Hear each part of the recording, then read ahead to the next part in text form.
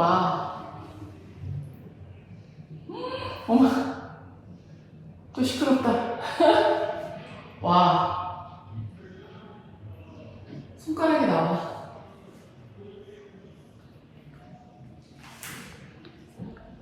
오 마이 갓. 여기 한번 잠깐 보셔야 될 것 같은데요.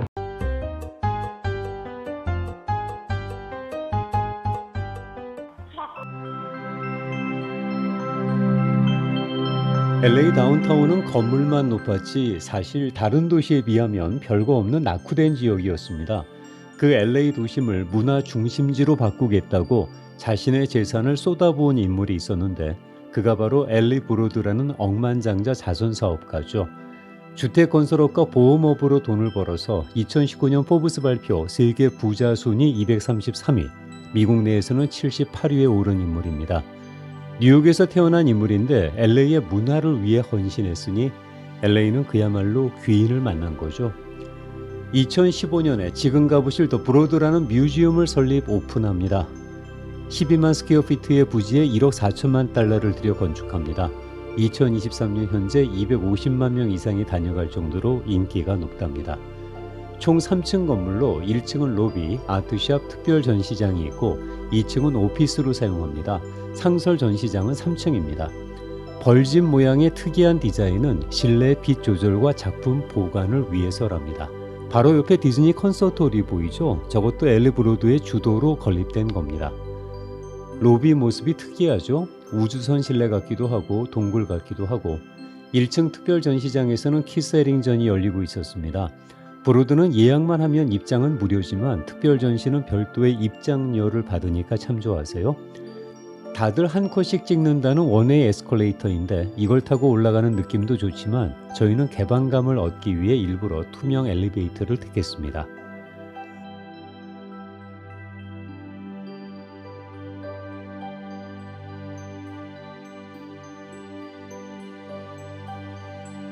(3층) 중앙에는 세계에서 가장 몸값이 비싸다는 팝 아티스트 제프 쿤스의 튤립이 놓여 있습니다.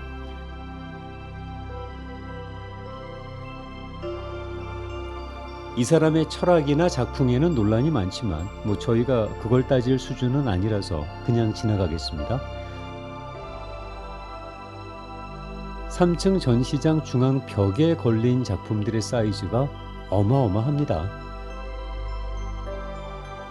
이걸 구입하려면 돈도 돈이지만 일단은 집이 커야 될 것 같습니다.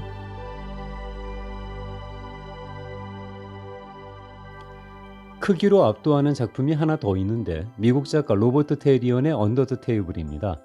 일상에서 흔히 만나는 대상을 확대 또는 축소하는 방법으로 놀라움을 선사하는 작가입니다.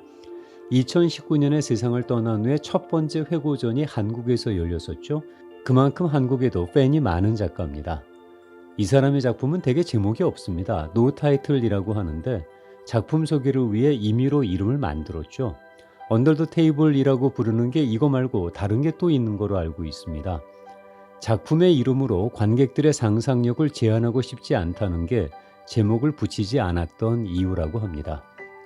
저렇게 사람이 테이블 밑으로 들어가니까 크기를 짐작하실 만하죠?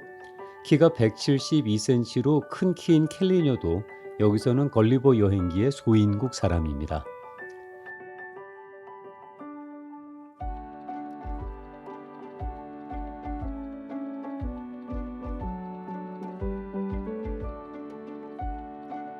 자, 이제 크루거 스타일이라는 작품으로 유명한 바바라 크루거의 전시관입니다.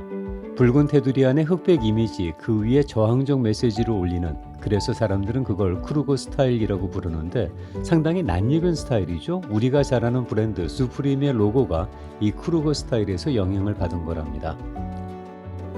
앤디 워홀은 말해봐야 입만 아픈 사람이죠. 지금 보신 모든 것들이 다 이 사람 때문에 가능했다고 보면 되죠. 저 캠벨 스프 통조림 시리즈는 로이 리텐슈타인에게 자극을 받아 구상했다고 합니다. 앤디 워홀조차 영향을 받았다는 로이 리텐슈타인의 작품들입니다. 한국에는 해피 티어스, 행복한 눈물이라는 만화풍의 작품이 한때 장안의 화제가 된 적이 있었죠. 이 사람의 이름이 한국 분들에게 널리 알려지게 만든 계기였었죠. 여기서는 다들 사진을 안 찍을 수가 없습니다. 바로 제프 쿤스의 토끼와 벌룬독입니다. 특히나 이 토끼는 세상에서 가장 비싼 토끼라는 별명이 붙을 정도로 엄청난 경매가를 기록했죠. 벌룬독은 색깔이 5가지입니다. 레드, 마젠타, 옐로우, 오렌지, 그리고 브로드에 전시된 블루가 있습니다. 2013년 크리스티 경매에서 오렌지 덕이 5,840만 달러에 팔리는데 당시 생존한 작가의 최고가 금액이라 화제가 되기도 했습니다. 이 기록을 아까 보신 토끼가 2019년에 깨져 무려 9천만 달러 이상의 금액으로 팔려서 세상에서 가장 비싼 토끼라고 불리게 됩니다.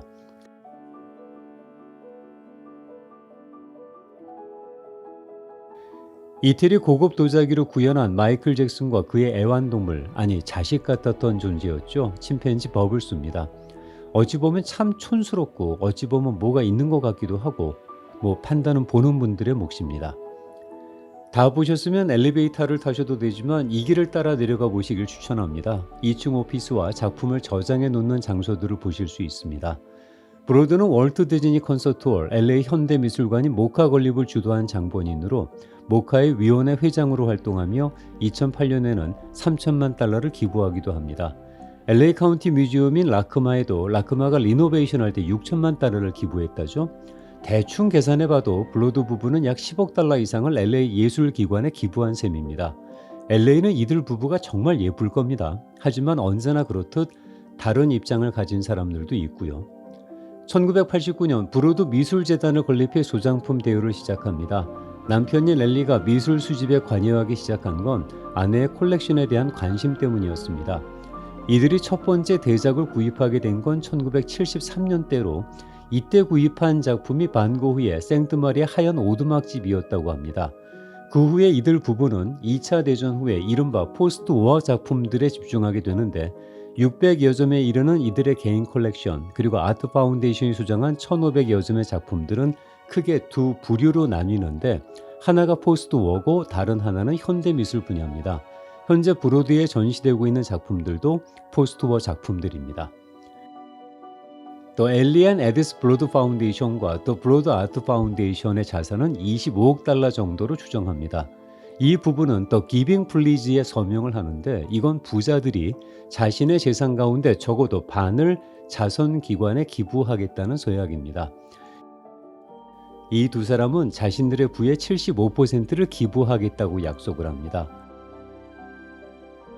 또 블러드 프라이즈라는 상을 만들어 도시의 빈민층 학생들을 위한 장학금을 전달하기도 하고요. 그가 졸업한 미시건 주립대학에는 또 엘리 에디스 아트 뮤지엄이 있고요. UCLA에는 브로드 아트 센터가 있습니다. 브로드는 LA를 세계 문화의 수도라고 불렀다는데 그렇게까지는 아니지만 그나마 LA가 문화의 지역구에서 전국구 수준으로 올라올 수 있었던 건 이런 인물들의 헌신이 있었기 때문에 가능했죠. 이렇게 보시고 내려오시면 기념품을 파는 작은 샵을 둘러보는 걸로 방문을 마무리하게 됩니다. 잘 보셨나요? 다음 편 예고도 보고 가시죠. 더 브로드 파운데이션과 파트너십을 맺고 있는 아주 유명한 레스토랑이 바로 옆에 있습니다. 옵티움이라고 하는 레스토랑인데요. 여기 셰프님께서 미국 내에서 가장 미슐랭 스타를 많이 받은 셰프한테 사사받은 그 레스토랑으로도 유명한 곳이라서 정말 맛있고 전망이 좋은 곳이라고 합니다. 얼마나 예쁜지 맛있는지 안으로 들어가 볼게요.